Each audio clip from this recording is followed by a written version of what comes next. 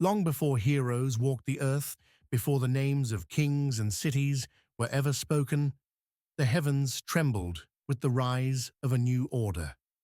Tonight, drift into the golden age of gods, where thunder ruled the skies, oceans answered to a trident, and Olympus was not a myth, but home.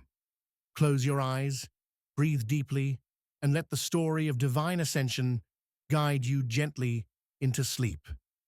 In the dim echoes of time, after Gaia had given birth to Uranus and the ancient Titans, a new force was quietly preparing to shape the future. Though the Titans ruled the cosmos in strength and immensity, the seeds of change had already been sown. Their rule was not eternal. Nothing in the mythic world of the Greeks ever truly was. Uranus, the primordial sky god and father of the Titans, had once cast his monstrous children, Cyclopes and Hecatonchires, into the deep abyss of Tartaros. His fear of their power had turned to cruelty. Gaia, the eternal earth, mourned for her imprisoned sons and began to conspire against Uranus with one of her Titan children, Kronos. Kronos, ambitious and cold, carried out his mother's will. With a jagged sickle forged by Gaia herself, he rose up against his father and castrated him, thus ending Uranus's dominion and seizing the throne for himself. From the drops of Uranus's blood, new beings emerged, Erinyes, the Furies, the Giants, and from the sea foam, a new goddess would later arise, Aphrodite. Kronos, now the ruler of all, was consumed by the very same fear that had haunted his father. He had been told by a prophecy that one of his children would overthrow him. To escape fate, he devoured each child born to him by Rhea, Hestia, Demeter, Hera, Hades, and Poseidon, one by one swallowed whole at birth. But Rhea, grieving for her children and desperate to save at least one, devised a secret plan. When her sixth child was born, Zeus, she wrapped a stone in swaddling clothes and offered it to Kronos. Deceived, Kronos swallowed the stone, believing it was his newborn son. Meanwhile, Rhea fled to the island of Crete, where she hid her infant child in a cave on Mount Ida. There, nurtured in secrecy, Zeus was raised by nymphs and divine animals. One version tells of the goat Amalthea, whose milk nourished the young god. Another speaks of Curetes, armored dancers who clashed their spears and shields to drown out his cries. As Zeus grew, so too did his strength and understanding. He learned of his father's tyranny and of the siblings lost to his insatiable fear. When he reached manhood, he returned, no longer a hidden child, but a force destined to reshape the cosmos. With the counsel of Gaia and the aid of the goddess Metis, Zeus devised a clever scheme. He served Kronos a powerful potion that caused the Titan to vomit up his swallowed children, Zeus's siblings, fully grown and brimming with potential. The family was reunited, and together they prepared for war. But defeating Kronos would not be easy. The Titans, mighty and ancient, held dominion over the earth and sky. The war that followed would last for 10 long years. It came to be known as the Titanomachy, a battle not just for power, but for the very balance of the universe. Zeus and his siblings, Hades, Poseidon, Hera, Demeter, and Hestia, stood united against the Titans. From Mount Olympus, their chosen seat, they declared rebellion. But victory would require more than courage. It would require allies. At the urging of Gaia, Zeus descended into Tartaros to free the Cyclopes and the Hecatonchires, whom Kronos had once imprisoned. In gratitude, the Cyclopes gifted Zeus with thunder and lightning, Poseidon with a mighty trident, and Hades with a helm of darkness that rendered its wearer invisible. These were no ordinary weapons. They were symbols of divine authority and tools of unimaginable power. With their forces assembled, the war reached a crescendo. Mountains were hurled, seas boiled, the earth trembled under the fury of gods and titans. The Hecatonchires, with their 100 arms, rained down boulders upon the titans. Thunder crackled, and the skies split with divine fury. In the final battle, Zeus struck down Kronos with a mighty bolt of lightning, shattering the Titans' hold on the world.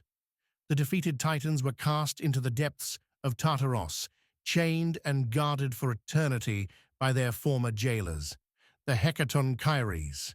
The war was over. The world had changed. With the Titans vanquished, the gods of Olympus turned to the task of ordering the universe anew. The three brothers, Zeus, Poseidon, and Hades, drew lots to divide the realms of existence. Zeus, who had led the war and wielded thunder, claimed the sky and the heavens. Poseidon, fierce and proud, took dominion over the seas. Hades, silent and brooding, accepted the underworld as his domain. The earth itself would remain common ground, watched over by all. Olympus, high atop the mountain, would serve as the gods' celestial home. Thus began the reign of the Olympians, a new order, a new balance. The age of the Titans had ended, and a new divine family now ruled the cosmos. But peace was not absolute, and power would always carry with it the seeds of struggle. Even within Olympus, the gods would wrestle with jealousy, ambition, and desire. The stories of their triumphs, failings, and passions would echo through the ages, shaping the hearts and minds of mortals. With the war behind them, the Olympian gods turned their gaze toward creation, not the kind born of fire and chaos, but of order, beauty, and meaning. Zeus now ruled from the heavens, his thunderbolts quiet, but ever near. Olympus became not just their home, but a symbol, a sanctuary of divine will, far above the troubles of mortal lands. The mountain itself stood tall, its peak veiled by clouds, unreachable by mortals, eternal and untouched by time. There, the gods built golden palaces, each a reflection of their unique powers and personalities. The halls shimmered with light that never dimmed. Sacred groves and fountains adorned the celestial landscape. The air hummed with music, and time seemed to slow, as if Olympus moved to the rhythm of something eternal.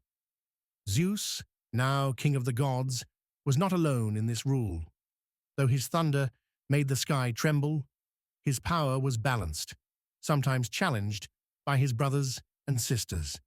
His queen, Hera, stood beside him, proud and regal, the protector of marriage and family.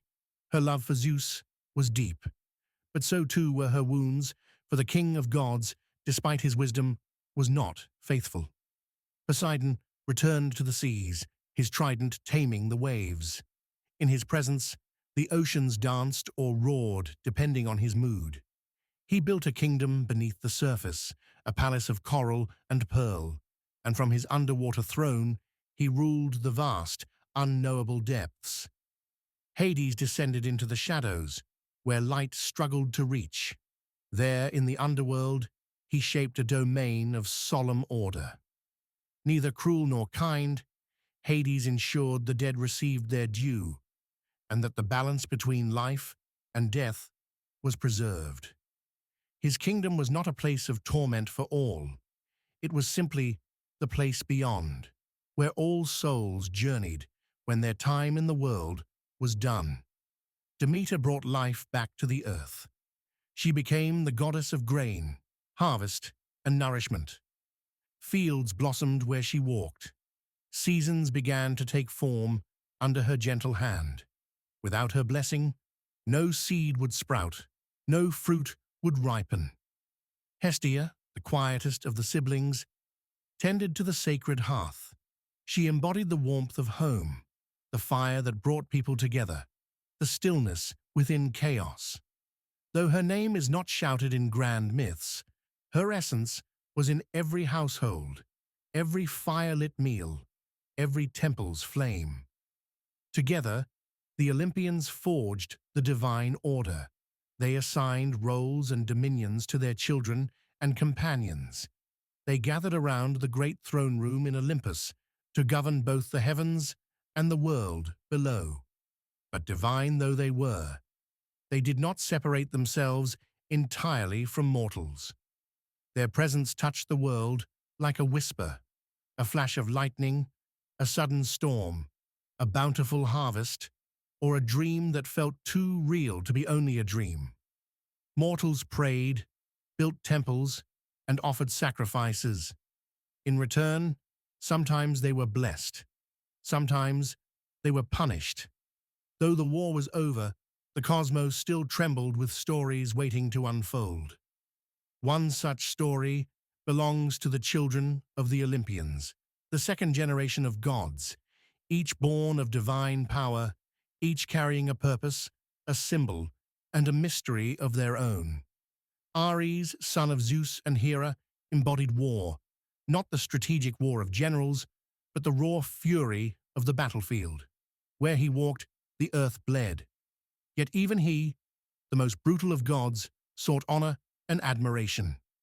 Athena, born not from Hera's womb, but from Zeus's mind, emerged fully armored from her father's forehead, a goddess of wisdom, war, and strategy. Her birth was not just miraculous, it was symbolic. She represented intelligence, justice, and balance in war, a contrast to Ares' chaos.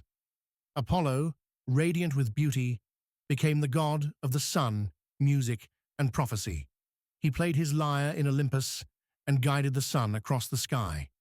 His twin, Artemis, ruled the moon and the wilderness, the protector of maidens and the hunter who roamed free, untouched by city or marriage. Hephaestus, the divine smith, born lame and cast from Olympus, returned to become the creator of all things forged. From his hands came thrones, weapons, and automatons. Despite his pain, he created with love and genius. Aphrodite, born from sea foam, embodied love and desire. Her beauty stirred gods and mortals alike. She was a goddess of attraction, but also of conflict. For love is rarely simple. Hermes, swift-footed and clever, became the messenger of the gods, the patron of travelers, thieves, and merchants. He moved between the mortal world, Olympus, and the underworld, a guide and a trickster, speaking many tongues, weaving many truths. Dionysus, the last to join the Olympians, was born of joy and madness, the god of wine, ecstasy, and theater. He reminded mortals that control was an illusion, that surrender, when done in reverence, could be divine. Each god, each goddess, took their place in the celestial court. Together, they governed, feuded, loved, and raged. Their stories filled the air, the mountains, the dreams of mortals. But for now, in this early era of divine rule, Olympus stood radiant. Peace reigned for a time. But peace among gods is delicate. Old grudges still simmered. The Titans, though cast into Tartaros, were not gone. The earth still remembered their voices. Gaia herself, ancient and unyielding, did not forget the pain of her children's fall. Zeus, knowing that power invites challenge, began to fear what all rulers fear, that what is won can be lost, and so the gods built walls, not of stone, but of rituals, laws, and symbols. They crafted myths to justify their rule. They blessed the poets and the priests, knowing that to shape belief was to shape reality. Though Olympus now reigned above all, power, even among immortals, was never without complexity. Zeus, seated on his golden throne, ruled with a balance of wisdom and thunder. Yet he was not an absolute monarch. The other gods had their say. Olympus was not a dictatorship, it was a divine family, complete with all the joys, wounds, rivalries, and bonds of such a family. Zeus knew this balance must be maintained, and so, slowly, he created structure. The gods would gather in the great hall to debate matters of mortal and divine concern. Decisions were made, arguments kindled, and consensus, however fragile, was reached. This council of gods was not without its dramas. Hera, queen of Olympus and goddess of marriage, held great pride and deeper pain. Her union with Zeus was sacred, yet often tested by his wandering eye. Time and again, Zeus disguised himself to pursue mortal women, creating demigods and chaos alike. Hera, in return, brought justice or vengeance to those she felt had dishonored her.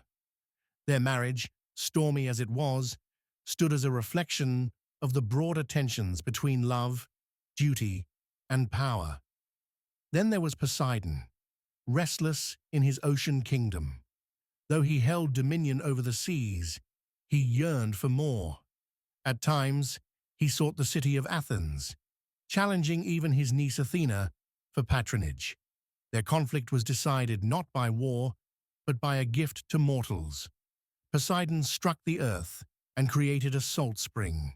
Athena, in contrast, offered an olive tree.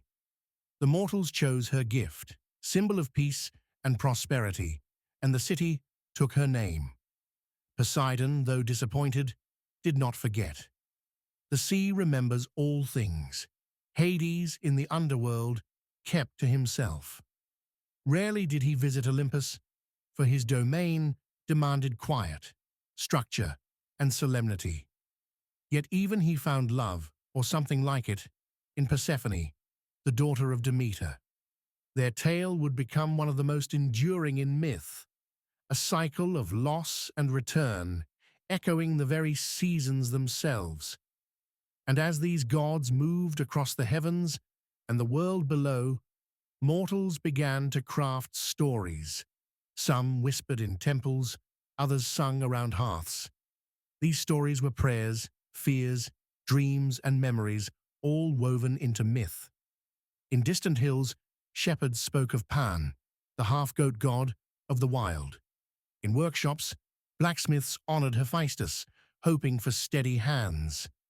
In the hearts of young lovers, Aphrodite stirred quietly, unseen, but unmistakable. Zeus watched all of this, understanding that control was not just about force, but narrative. If the gods were to endure, they needed not only strength, but reverence. And so, the Muses were born.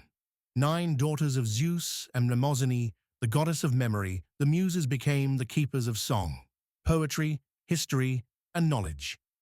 Each held a domain: epic poetry, tragedy, astronomy, dance, and more. When mortals created art, told stories, or dreamed of beauty, it was the Muses who whispered in their ears.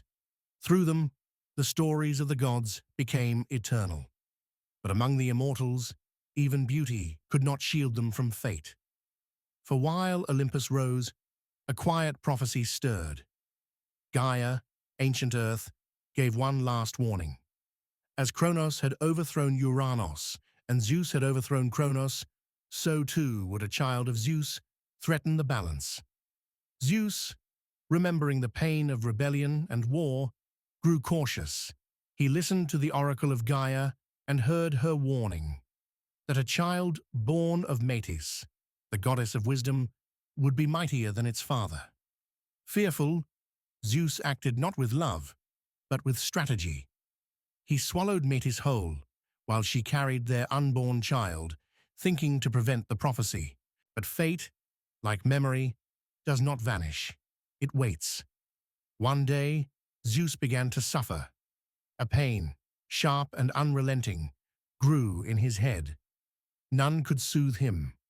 In desperation, he called upon Hephaestus, who, with careful strength, struck his father's forehead with an axe, and from Zeus's skull emerged Athena, full-grown and armored, radiant with wisdom. It was not just a birth, it was a statement that from the mind, not the body, could spring power. Athena, goddess of wisdom, would become one of the most revered of the Olympians, not by might alone, but by intellect and justice.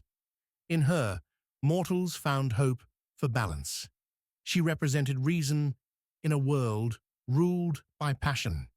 And though Zeus had feared her, he grew to admire her, and among all his children, she was the closest to his side.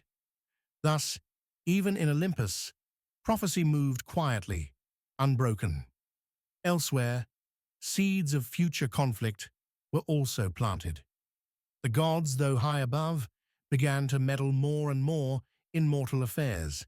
Sometimes they did so in disguise, walking among humans as shepherds, travelers, or beggars. Other times, they sent dreams or omens. Some mortals, like the seer Tiresias or the musician Orpheus, would claim to have spoken with them or even descended to the underworld and returned. But such blessings always came at a cost. Zeus began to see the shape of things to come: heroes, demigods, wars not just among mortals, but between divine will and human desire. Though the Titans had been vanquished, the world was far from quiet. Still, for a time, Olympus stood in golden light. The gods ruled, the seasons turned, and the stars traced their ancient patterns across the sky. The Olympians had brought order to chaos. They had risen from darkness, torn down tyranny, and forged a new reality. But every reign holds within it the beginning of its end, and every myth, no matter how radiant, casts a shadow. Even as Olympus glittered under eternal daylight, and the gods moved through their golden halls, the world below was always changing. Mortals began to build temples, first of stone, then of marble, dedicated to the gods who shaped their lives. They carved altars where smoke rose in soft spirals, carrying prayers skyward. In fields and cities, near rivers and atop hills, sacred spaces emerged, places where the veil between mortal and divine grew thin. Each god had their favored city. Athens belonged to Athena, where wisdom guided law and the arts flourished. The Parthenon, a crown upon the Acropolis, became her sacred seat, a monument not to power, but to reason and grace. Delphi, nestled between mountains, became the voice of Apollo. There, his oracles spoke in riddles, words veiled in mystery, as if truth could never be approached directly, but only felt. Kings, generals, and wanderers traveled great distances just to hear a sentence, a whisper of what the future might hold. Aphrodite's presence graced the island of Cyprus, where the sea always seemed to shimmer, as if touched by her hand. And in the wild groves of Arcadia, Artemis roamed, her bow slung quietly across her back, surrounded by the sounds of wolves and wind. But not all gods demanded temples. Hestia lived in the hearth of every home. She asked for no great statues, no processions. Her fire, small and steady, burned in the center of the house, a reminder of warmth, of peace, of the bonds that held families together. As divine influence spread, the boundaries between the worlds grew softer. Sometimes a god would fall in love with a mortal, and a child would be born, not entirely divine, not quite human. These demigods carried great strength, but often bore great sorrow. Their lives were marked by trials, for to be touched by Olympus was to live between two worlds, never fully at home in either. One such demigod would be Heracles, whose story would echo far beyond his time. But his tale, like many others, had not yet begun. For now, Olympus stood still. The gods watched, the stars turned, but in the deep places of the earth, in shadows untouched by sunlight, other forces stirred. Tartaros, the abyss, was not a prison easily forgotten. There, the Titans waited. Not all, but enough. Kronos, broken but not gone, dreamed of vengeance. He whispered to the dark, and sometimes the dark answered. Even Gaia, mother of all, grew uneasy. The defeat of the Titans had come at great cost. Balance had been torn, and though Olympus now ruled, the earth itself had not forgotten the cries of its fallen children. And prophecy, ever quiet, ever patient, spoke again. This time, the whisper came from a different voice, an ancient one, carried on the winds and into the ears of those who listened with their hearts, that the rule of the Olympians, too, would not last forever, that from among mortals a new power would one day rise, not from rebellion, but from change, that the age of gods would give way to the age of heroes. And in these whispers, the future began to take shape. Yet the gods, unaware or unwilling to hear, continued their eternal rituals. Each dawn, Apollo guided the sun across the sky. Each dusk, Artemis led the moon through the night. Demeter walked the fields, blessing the wheat. Hermes sped between realms, carrying messages, playing tricks, and guiding souls. Dionysus brought dreams, madness, and release to those who drank deeply of his wine. And Zeus watched it all. He held thunder in his grip, but used it sparingly now. His strength was no longer just in lightning, but in law, in ritual, in the deep understanding that belief itself was power. If mortals believed, the gods endured. And so festivals were held, songs were sung, statues rose, myths were passed from generation to generation, growing in the telling. And with each story, the Olympians became more than gods. They became archetypes, eternal mirrors of human hope, fear, love, and ambition. Yet still, in quiet places, questions remained. Was their reign just? Could even immortals grow arrogant?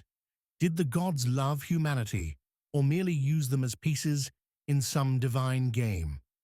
The answers perhaps lay not with the gods, but with the mortals who told their stories. And as the age of Olympus settled into its golden rhythm, the seeds of change took root in the hearts of men and women. Heroes were born, oracles dreamed, the earth sighed. For myth is never still. It grows, transforms, and evolves. It carries echoes of both past and future. And even as one story ends, another begins. So now, as we leave Olympus behind for this night, let the light of the gods remain with you, not as thunder, nor war, nor flame, but as quiet presence, like a soft breeze, a warm hearth, or a whispered dream. Sleep now beneath the gaze of the stars, where ancient voices still hum.